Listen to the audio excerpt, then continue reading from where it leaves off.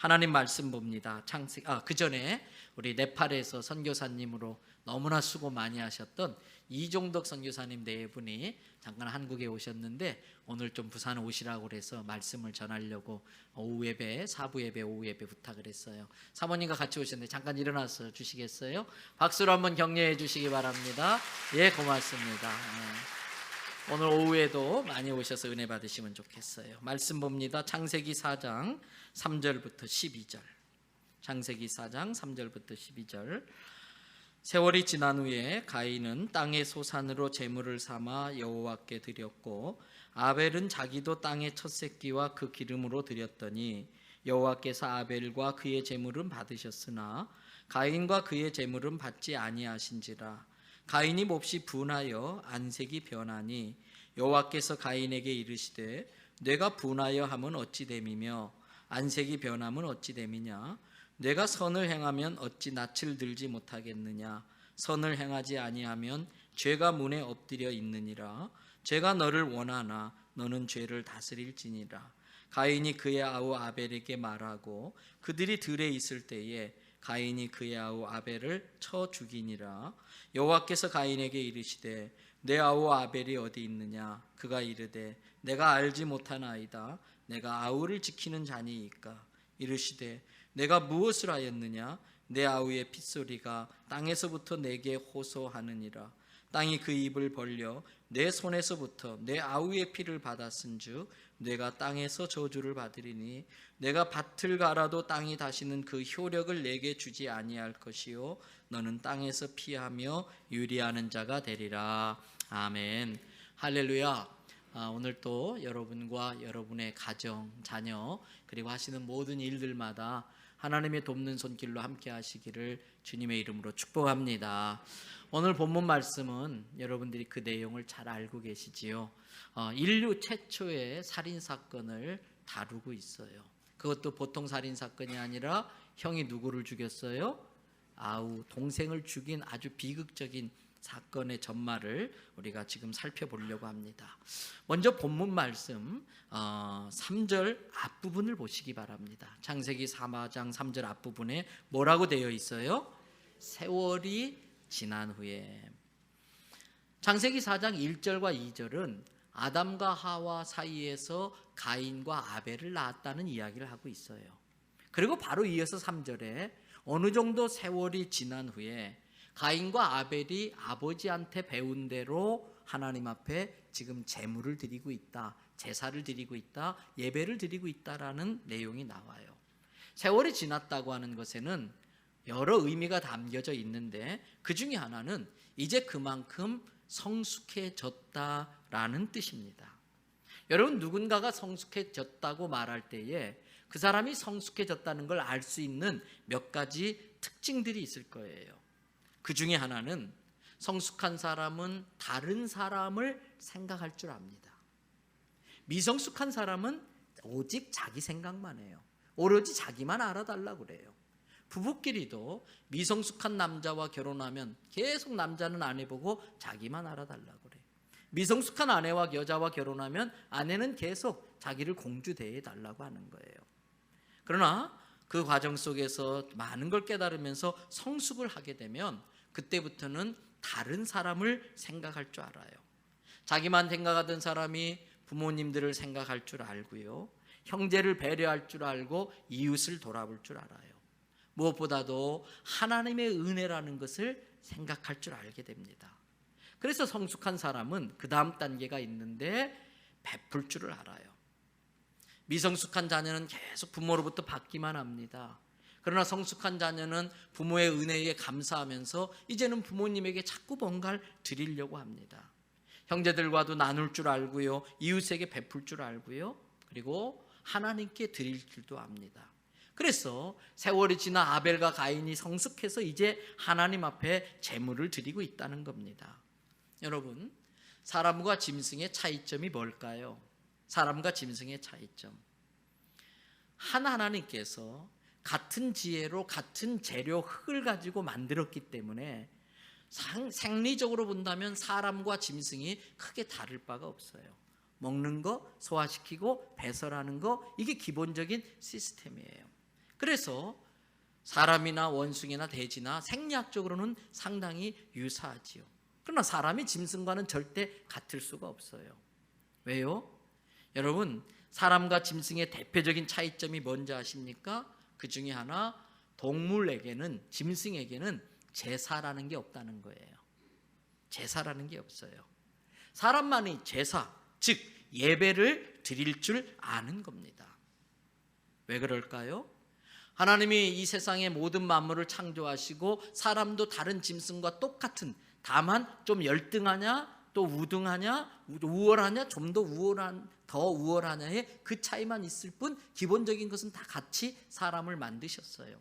그런데 한 가지 다른 게 있습니다. 사람을 만드시고 맨 마지막에 어떻게 하셨어요? 그 코에 생기를 불어넣어 사람이 생명이 된지라.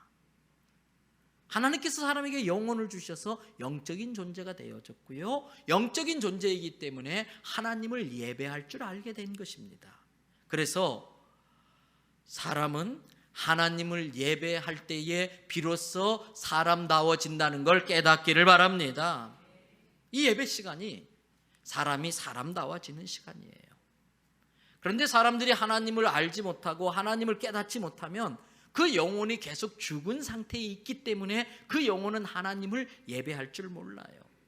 그래서 하나님을 예배할 줄 모르는 사람은 때로는 짐승 같은 짓을 하고 심지어 짐승보다 못한 짓을 할 수밖에 없다는 것입니다.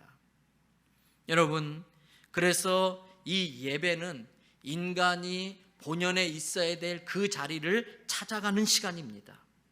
그 자리에 찾아가서 하나님과 예배를 통해서 관계가 회복되어져요. 이처럼 먼저 하나님과의 관계가 회복되어지면 다른 것들도 자연스럽게 따라서 회복이 되어집니다. 다른 사람과의 관계가 회복되어지고요. 그래서 사도 요한은 우리가 잘 아는 요한삼서 1장 2절에서 이렇게 이야기를 했어요. 우리 같이 한번 읽도록 합니다. 사랑하는 자여, 내 영혼이 잘됨 같이 내가 범사가 잘되고 강건하기를 내가 간구하노라. 영혼이 잘된다. 하나님과의 관계가 바로 된다는 거예요. 하나님의 자녀가 된다는 거예요. 그러면 하나님께서 자녀된 우리들이 하는 일들을 하나님이 도와주셔요. 그럼 범사가 다 잘 돼요. 범사가 잘 되는 걸 볼 때에 마음에 감사가 있고 기쁨이 있고 마음이 평안해지는 거예요. 근심, 걱정, 염려, 스트레스가 다 사라지니까 저절로 하나님이 우리 몸에 심어놓은 자연 면역 기능에 의해서, 자연 치유력에 의해서 몸이 강건하게 회복되는 줄로 믿습니다. 그래서 이 예배가 참 중요한 거예요. 그런데 문제가 있습니다. 나는 예배를 드린다고 해서 예배를 드렸는데 정작 예배의 대상이셔서 예배를 받으시는 하나님은 그 예배를 받지 않으실 수도 있다는 거예요. 예배를 받지 않으실 수도 있다는 거예요. 우리는 지금 이 무더운 날에 와서 정말 하나님 앞에 정성껏 헌금도 하며 예배를 드리는데 혹시 이 예배를 하나님이 받지 않으실 수도 있다는 거예요. 여러분, 오늘 본문 말씀인 창세기 4장 4절 뒷부분과 5절 앞부분 보세요. 여호와께서 아벨과 그의 제물은 받으셨으나 가인과 그의 제물은 받지 아니하신지라. 아벨의 제물은 받으시고 가인의 제물은 받지 않으셨어요. 여러분, 이 순간 가인은 얼른 자기를 살펴야 돼요. 왜 하나님께서 내 제물은 받지 않으셨을까? 왜 똑같은 목사의 설교를 들으면서 누구는 은혜를 받는데 왜 나는 은혜를 받지 못하고 있을까? 내 예배에 무슨 문제가 있진 않을까? 얼른 자기를 점검해 봐야 됩니다. 왜 그렇습니까? 조금 전에 읽었던 그 말씀 속에 분명히 구분해서 하나님 말씀하셨어요. 스크린에 다시 한번 띄워주시겠습니까? 아벨과 그의 제물을 받으셨다. 그리고 가인과 그의 제물을 받지 아니하신지라. 제물을 드리는 사람과 그 제물을 분명히 구분해서 말씀하고 있어요. 무슨 뜻일까요? 우리가 하나님 앞에 지금 예배를 드리고 있지만 구약적 표현으로는 제사를 드리고 있는 거예요. 이 제사를 드릴 때 우리가 하나님 앞에 제물을 드리는데 진정한 제물은 그 제물과 함께 나도 하나님 앞에 제물로 드려져야 한다는 뜻입니다. 그러므로 우리는 예배를 드리면서 지금 내가 하나님 앞에 제물로 드려져야 한다는 사실을 잘 생각해야 돼요. 그런데 문제가 있어요. 제물로 드려지고 있는 우리들의 실상이 어떠하냐 한 거예요. 제물로 드려지고 있는 우리들의 모습이 과연 제물로 드려질만 하냐 하는 거예요. 이사야 선지자는 이사야서 1장 11절에서 이런 이야기를 합니다. 여호와께서 말씀하시되 너희가 나에게 드린 그 무수한 제물들이 나한테 더 이상 무엇이 유익하겠느냐. 나는 순양의 번제와 살진 짐승의 기름에 받을 만큼 받아서 더 이상 질린다. 나는 숫송아지와 어린 양이나 순염소의 피를 더 이상 기뻐하지 않는다. 12절 보세요. 너희가 내 앞에 보이러 오니 이것을 누가 너희에게 요구하였느냐? 너희는 그저 내 마당만 밟고 그냥 돌아갈 뿐이다. 보이러 왔다. 눈도장 찍으러 왔다는 거예요. 그러면서 와서 이 예배당 뜰만 밟고 그냥 돌아간다는 거예요. 그러면서 13절에 더 이상 헛된 제물, 헛된 예배 나한테 드리지 마라. 분향, 기도는 향기가 되어 하나님께 올라가야 되는데 그 기도를 받으신 하나님이 이거 가증스러워서 못 받겠다. 월삭, 매달 첫째 날 하나님 앞에 드리는 예배, 안식일 일주일에 한 번 드리는 주일 예배, 또 대회로 모이는 것도 그러하니 성의 거룩한 집회와 아울러 하나님 앞에 예배를 드린다고 모였는데 그 예배와 아울러 악을 행하는 것을 내가 견딜 수가 없다.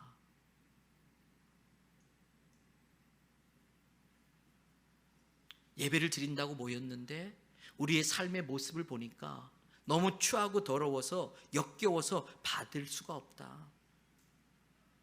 우리의 드리는 이 예배를 보고 그저 내 마당만 밟고 돌아갈 뿐이라는 겁니다. 그러면서 하시는 말씀이 이사야서 1장 15절이에요. 다 같이 한번 읽어보실까요? 너희가 손을 펼 때에 내가 내 눈을 너희에게 가리고 너희가 많이 기도할지라도 내가 듣지 아니하리니 이는 너희의 손에 피가 가득함이라. 우리가 저도 아까 찬양하면서 손을 하나님 앞에 올렸어요. 하나님이 찬양 받아주세요. 근데 너희가 손을 펼 때에 내가 내 눈을 너희에게서 가리겠다. 고개를 돌려버리겠다. 너희가 많이 기도할지라도 내가 듣지 않겠다. 그러면서 그 이유를 뒤에 이야기하고 있어요. 이는 너희 손에 뭐가 가득해요? 피가. 이 세상에 살아가면서 내가 흘린 누군가의 피가 내 손에 묻어있는 채로 드려지는 이 예배를 내가 받을 수가 없다라는 겁니다.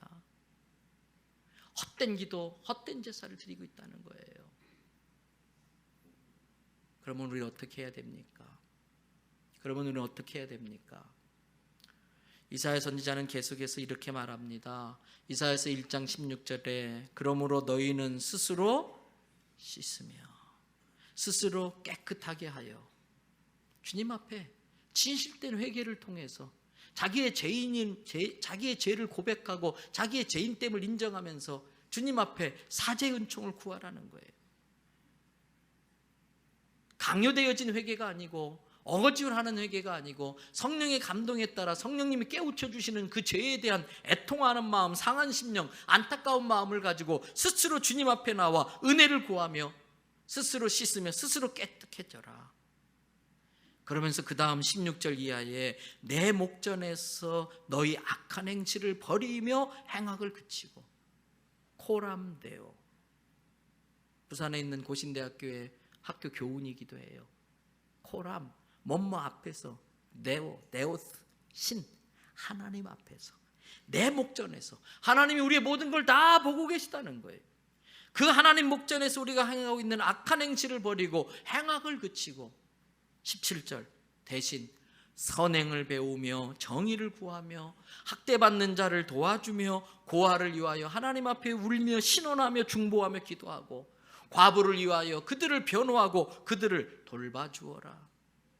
지난 8월 1일 날 전교인 새벽기도 시간에 이달에 주시는 말씀으로 제가 스가랴서 말씀을 여러분에게 드렸는데 바로 그 말씀과 일맥상통하는 말씀이에요. 그렇습니다. 우리가 이 제단에 와서 이 형식적인 예배를 드리기 전에 먼저 내 삶의 현장에서 하나님 앞에 드려지는 예배가 있다는 겁니다. 그것을 우리는 삶의 예배라고 합니다.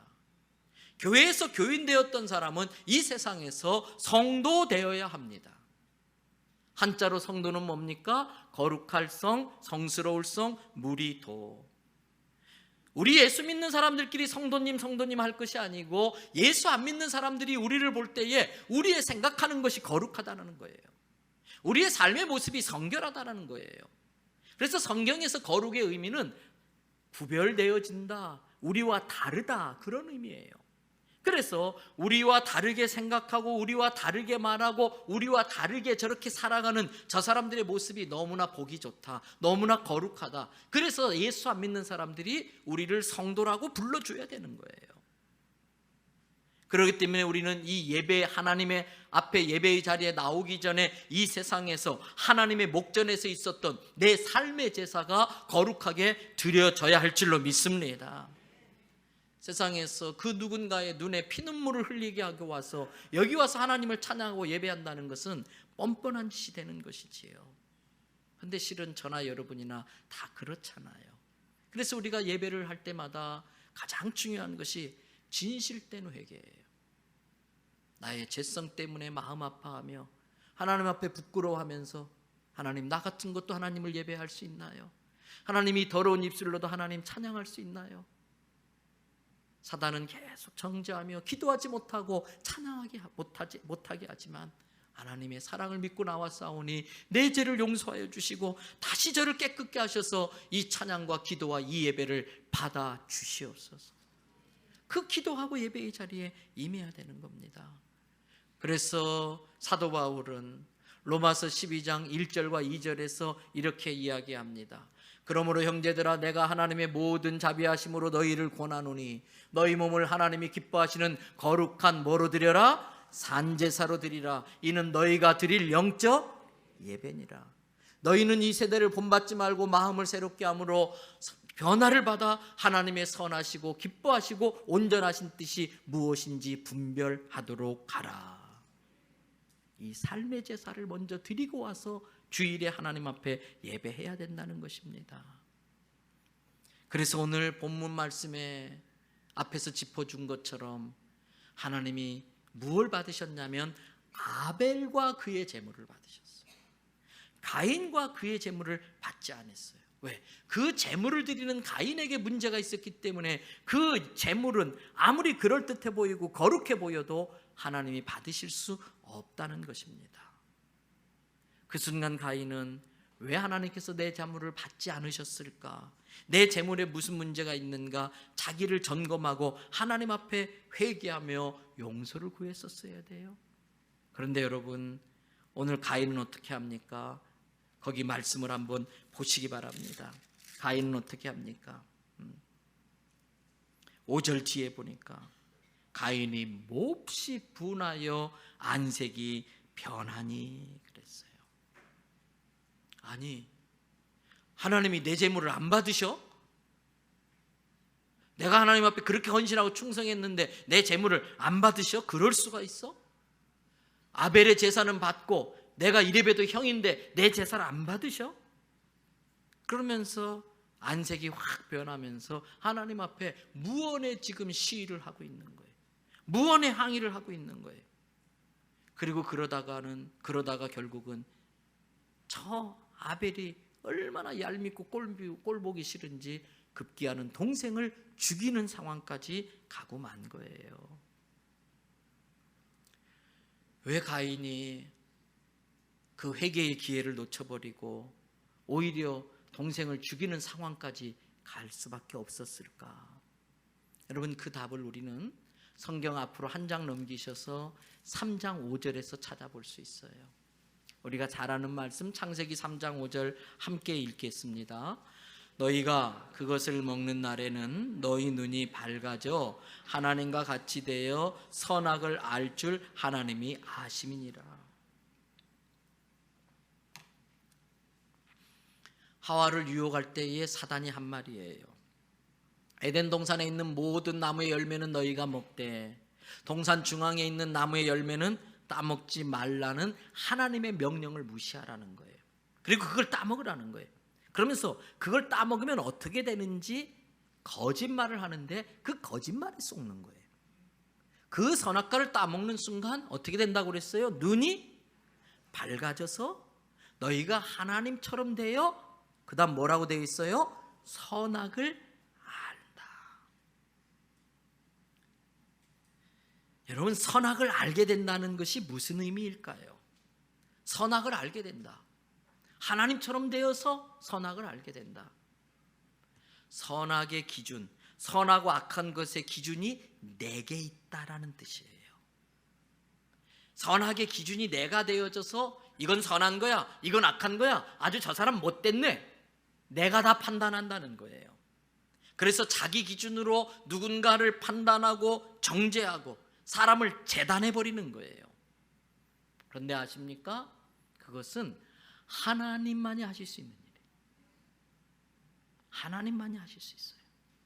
사람은 그 누구도 누군가를 판단하거나 정죄하거나 그 정도로 깨끗하고 의로운 사람은 세상에 없어요.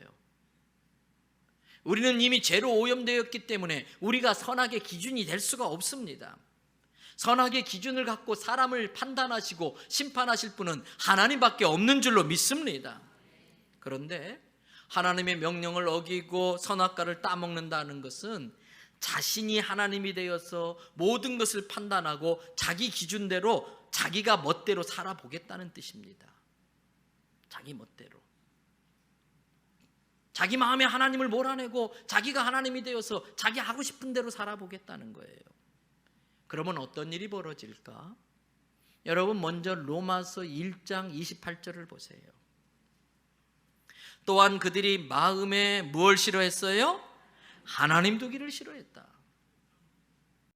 내 안에 계신 하나님을 몰아내라는 거예요. 그래서 선악과를 따먹어서 내가 하나님이 돼가지고 내가 하나님처럼 내 하고 싶은 대로 살겠다. 그랬더니 28절 계속 보세요. 하나님께서 그들을 어떻게 하셨어요? 상실한 마음에 내버려 두어버렸다. 그래? 한 번 더 하고 싶은 대로 해봐. 네가 하나님이라고? 그럼 네가 하나님처럼 한번 해봐. 그런데 됩니까? 됩니까?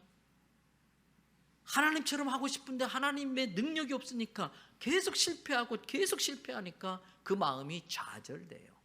상실된 마음, 자포자기, 에라 모르겠다. 그런 사람의 특징이 28절 뒤에 나와요. 합당하지 못한 일을 해요. 뭐가 합당하지 못한 일일까요? 자기 하고 싶을 대로 사는 것, 에라 모르겠다, 내 하고 싶은 대로 살아가는 것.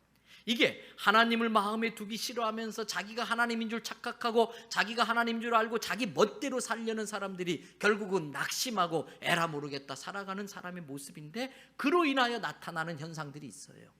그게 29절부터 32절이에요. 자 보세요. 모든 불의, 추악, 탐욕, 악의가 가득한 자요, 시기, 살인, 분쟁, 사기, 악독이 가득한 자요, 뒤에서 수군수군하며 뒤통수 비방하는 자요, 하나님께서 미워하는 짓만 골라 하는 자요, 하나님의 피조물들을, 다른 사람들을 모욕하고 능욕하고 멸시하는 자요, 자기가 하나님인 줄 으스대면서 교만한 자요, 자기를 알아봐 달라고 자기를 자랑하는 자요, 생각하는 것마다 악한 것을 도모하는 자요, 부모를 거역하는 자요, 하나님의 뜻과 진리를 깨닫지 못해서 우매한 자요, 배약, 약속을 배신하는 자요, 무정, 정이 없고 사랑이 없고 용서가 없고 무자비한 자라. 32절. 이 같은 일을 하면 하나님께서 사형에 해당하다라고 정해놓은 것을 알면서도 자기만 할 뿐만 아니라 다른 사람들이 그 짓을 하도록 옳다 자꾸 부추긴다는 거예요. 여러분, 그래서 가인이 아벨을 죽인 거예요.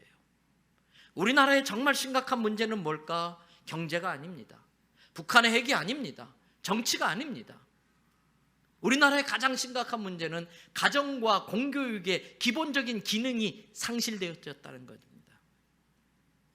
자녀들에게 가정으로서, 부모로서 해줘야 될 기본적인 교육과 역할이 있는데 그걸 못 해낸다는 것이고, 학교에서 교육의 목적을 잘못 설정하고 있다는 것인데, 학교 교육의 궁극적인 목적은 뭡니까? 자기를 제외한 모든 사람을 경쟁자로 만드는 겁니다. 그래서 죽어야 네가 산다, 밟고 올라가야 높이 올라간다. 그래서 모든 사람이 경쟁의 대상이고 시기와 질투의 대상인데, 경쟁과 시기와 질투가 있는 곳은 지옥입니다. 아닙니다. 나 외에 다른 사람들은 동반자이고요, 동료이고요, 내가 사랑하고 도와줘야 될 사람이라고 가르쳐야 됩니다. 그런데 마음에 하나님 두기를 싫어하고 자기가 하나님 돼야 되니까 다른 사람들한테 하나님 노릇을 할 수밖에 없어요. 나보다 잘난 놈, 나보다 더 하나님의 능력 있는 것처럼 보이는 녀석이 있으면 어떻게 쓰든지 저놈을 죽여버려야 내가 하나님처럼 되는 거예요. 그러다 보니까 시기와 질투가 있어서 가인이 자기보다 더 잘난 것 같은, 자기보다 더 많이 사랑받는 그 아벨을 죽일 수밖에 없었던 겁니다. 여러분, 그런데 우리도 똑같은 성향이 있다는 거예요. 여기 있는 임 목사나 여러분들이나 수시로 우리는 내가 하나님 되려는 유혹을 받아요. 내가 하나님이 되어져서 사람들을 판단하고 비판하고, 이 사람은 이런 사람이다, 그 사람의 과거를 절대 용서하지 못하고 끝까지 그거 물고 늘어지면서 자기 잣대로 함부로 사람을 재단하는 겁니다. 자기가 알고 있는 그 정보가 진리인 줄 알고, 자기가 알고 있는 게 전부인 줄 알고. 그러나 우리는 하나님이 아니니까 온전한 진리를 제대로 알 수 없고 모든 걸 다 알 수 없는데도 내가 다 안다는 겁니다. 아닙니다. 사람을 재단하실 수 있는 분은 하나님 한 분밖에 없는 줄로 믿습니다. 그리고 그 사람을 거룩해 하실 수 있는 분도 하나님 한 분밖에 없는 것입니다. 자기 제사를 받지 않았다고, 아벨의 제사만 받았다고 씩씩거리고 있는 가인을 향해서 하나님께서 이렇게 말씀하세요. 창세기 4장 6절과 7절의 말씀입니다. 다 같이 한번 읽습니다. 여호와께서 가인에게 이르시되 내가 분하여 함은 어찌 됨이며 안색이 변함은 어찌 됨이냐. 내가 선을 행하면 어찌 낯을 들지 못하겠느냐. 선을 행하지 아니하면 죄가 문에 엎드려 있느니라. 죄가 너를 원하나 너는 죄를 다스릴지니라. 여러분, 가인을 향한 하나님의 깊은 애정이 담겨져 있는 충고입니다. 충고. 사람은 충고를 잘 들을 수 있어야 돼요. 충고를 잘 들으면 더 큰 실수와 실패를 막을 수 있어요.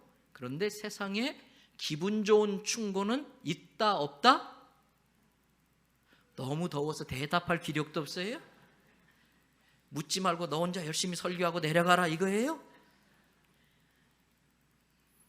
세상에 기분 좋은 충고는 절대 없어요. 아무리 내게 유익이 되는 충고라도 충고는 듣기 싫어요. 그런데도 그것을 들으면 훌륭한 사람이 되는 거예요. 충고를 듣는, 훌륭한 사람이 충고를 듣는 것이 아니라 충고를 들었기 때문에 훌륭한 사람이 되는 겁니다. 여러분, 충고를 한다는 것은, 책망하지 않고 충고를 한다는 것은 한 번 더 기회를 준다는 뜻이기도 해요. 한 번 더 기회를. 하나님은 가인에게 다시 한 번 기회를 주십니다. 제가 지금 여기에서 다시 한 번이라는 표현을 쓴 것은 그 전에 기회를 준 적이 있다 없다? 있었다. 어떤 기회가 있었습니까?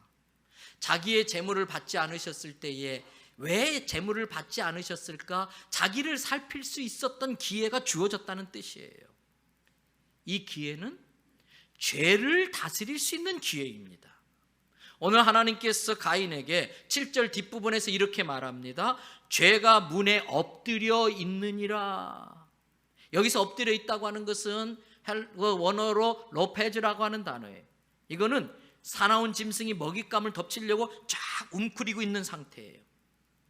죄가 너를 원하나 너는 그 죄를 다스릴지니라 그랬어요. 무슨 뜻일까요? 시기가 내 마음에 들어올 수 있다는 겁니다. 그걸 다스리라는 겁니다. 누구에게나 질투가 들어올 수 있습니다. 다만 차이가 있다면 그 질투를 하나님의 말씀으로 다스리느냐 다스리지 못하느냐의 차이가 있는 것입니다. 지금 하나님은 가인에게 죄가 너를 집어삼키려고 지금 로페즈하고 있다. 그거 그냥 놔두면 큰일 난다. 그 죄가 너를 지금 원하고 있다. 그 죄를 다스려라, 그겁니다. 우리가 죄에 빠지지 않을 수 있는 기회를 놓치지 말라는 것입니다. 그런데 가인은 그 기회를 놓치고 말았어요. 하나님, 제사 드리는 죄가 문제였었습니다. 그런 아벨을 제가 시기하고 질투했었습니다. 그것을 회개의 기회로 삼았었어야 되는데 도리어 하나님 앞에 안색이 변하여서 무언의 시위를 하면서 지금 항의하고 있는 거예요. 그 첫 번째 기회를 날려보낸 그 가인에게 하나님이 두 번째 기회를 주는데 안타깝게도 가인은 더 악한 계획을 세워요. 8절을 보세요. 다 같이 8절이 있습니다. 가인이 그의 아우 아벨에게 말하고 그들이 들에 있을 때에 가인이 그의 아우 아벨을 쳐 죽이니라. 그런데 그 성경을 가만히 자세히 보면은 가인이 그의 아우 아벨에게 그 다음 말하고라고 하는 단어 앞에 관주가 붙어 있는 성경은 이 참고 구절을 소개하는 그것이 있는 그 성경은 그 말하고 앞에 자그마한 글씨가 있는데 무슨 글씨인지 한번 보세요. 거기 숫자가 하나 있어요. 나이 드신 분은 눈 씻고 봐도 안 보일 거예요. 어쩔 수 없어요. 조그만 3자라는 숫자가 쓰여져 있는데 그 3자를 밑에 각 줄을 따라가 보면은 뭐라고 되어 있냐면 고대 역본에는 옛날에 여러 성경 번역이 있는데 어떤 성경에는 가인이 그의 아우 아벨에게 우리 같이 들러 가자라는 내용이 있는 번역본도 있다는 뜻이에요. 그러면 무슨 의미일까? 갑자기 아벨을 죽인 게 아니에요. 우연히 죽인 게 아니고 처음부터 아벨을 죽이려고 조직적이고 치밀하게 계획해서 아무도 사람이 보지 않는 들로 꼬셔서 데려갔다는 뜻이에요. 여러분, 처음에 하나님이 재물 받지 않은 것 때문에 일이 꼬이기 시작했는데 회개의 기회를 놓치자 하나님에 대해서 불평, 불만, 원망을 하게 되고 사랑해야 될 동생을 경쟁자로 알고 시기하고 벼르고 미워하게 되고 급기야는 동생까지 죽이는 일이 벌어졌어요. 왜 자꾸 이렇게 꼬이면서 악화되어져 갔을까? 우리 성도들 중에도 자꾸 인생이 꼬이는 사람들이 있는데 혹시 이 가인과 같은 그러한 원인은 우리에게 있지는 않을까? 내 자신을 점검해 봐야 돼요. 여기서 중요한 걸 깨달아야 됩니다. 이 불행의 시작이 어디서부터 시작됐는가? 여러분, 그렇습니다. 예배의 실패였었습니다. 예배의 실패. 예배의 실패로 그 예배를 받지 않으신 하나님에 대한 섭섭한 마음이 들었고요. 하나님과의 관계가 틀어지기 시작하니까 다른 사람과의 관계가 틀어지면서 사랑해야 될 대상이 아니라 미워해야 될 대상, 물리쳐야 될 대상, 제거할 대상이 되고 만 거예요. 그뿐 아닙니다. 하나님과의 관계가 틀어지니까 사람과의 관계가 틀어지고 그 다음 자연과의 관계가 틀어져요. 10절과 11절 보세요. 창세기 4장 11절과 12절 보세요. 땅이 그 입을 벌려 내 손에서부터 내 아우의 피를 받았은즉, 아무도 안 보는 줄 알았지만 땅이 그 피를 받은 거예요. 그래서 뇌가 땅에서 어떻게 된다? 저주를 받는다. 12절, 내가 저 땅으로부터 저주를 받았기 때문에 아무리 수고하고 땀을 흘리며 밭을 갈아도 땅이 다시는 그 효력을 너에게 베풀지 않을 것이다. 그래서 너는 네 스스로 먹을 것을 해결하기 위해서 이 세상을 떠돌아다니게 될 것이다. 유리할 것이다. 여러분, 처음 에덴 동산에서의 삶은 먹을 거 미리 준비할 필요 없었습니다. 걱정할 필요 없었습니다. 여호와 이래로 다 예비해 두셨어요.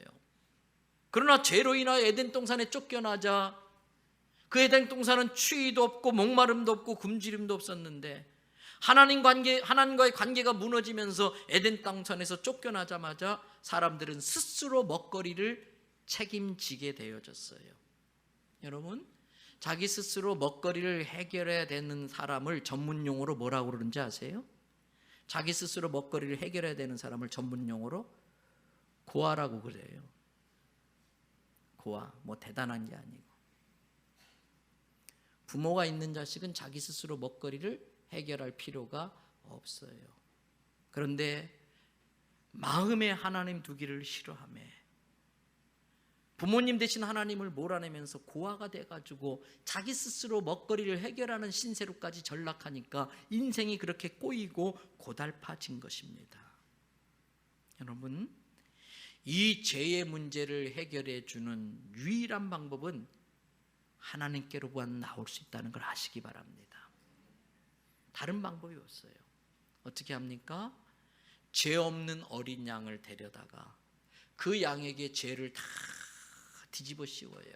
전가시켜요. 그리고 그 죄 없는 양을 잡아서 그 양의 생명을 하나님 앞에 제물로 바쳤더니 그것을 죄값으로 받아주시고 그 제물을 바친 사람의 죄를 용서해 주시더라는 것이에요.